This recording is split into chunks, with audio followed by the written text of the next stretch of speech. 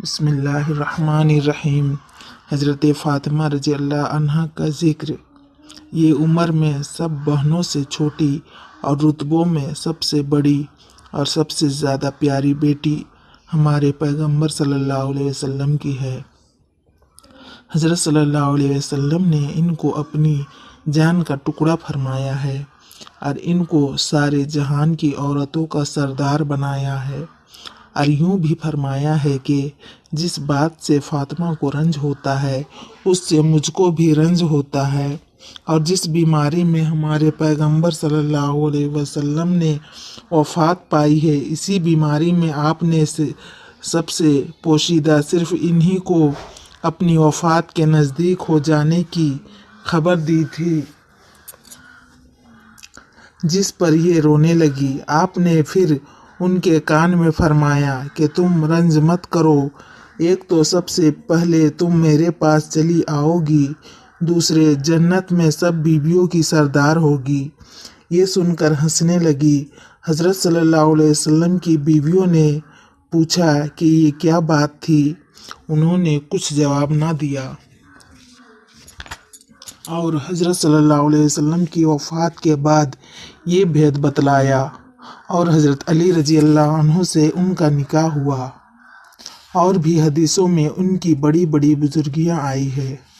हज़रत सल्लल्लाहु अलैहि वसल्लम की ये सारी मोहब्बत और खुसूसियत इसलिए थी कि ये दीनदार और साबिर और शाकिर सबसे ज़्यादा थी।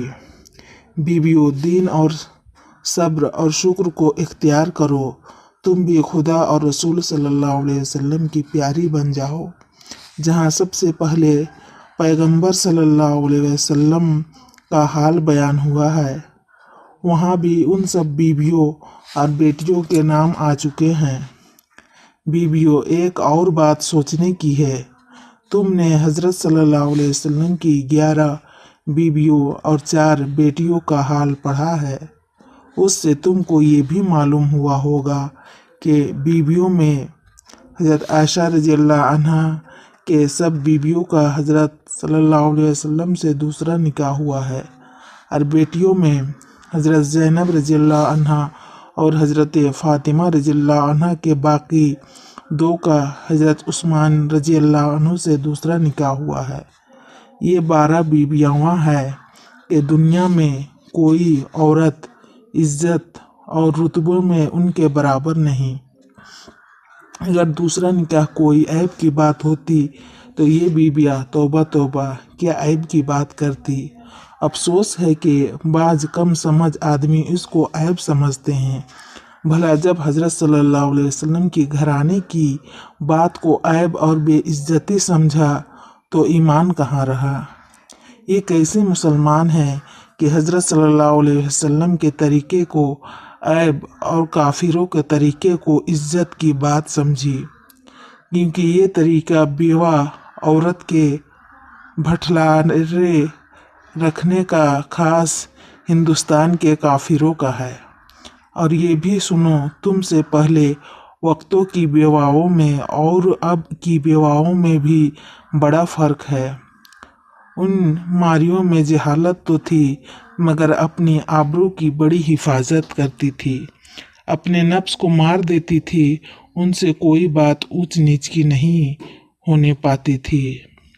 और अब तो बेवाओं को सुहागनों से ज़्यादा बनाव सिंगार का हौसला होता है, इसलिए बहुत जगह ऐसे नाजुक नाजुक बातें होने लगी है कि जो कहने के लायक नहीं।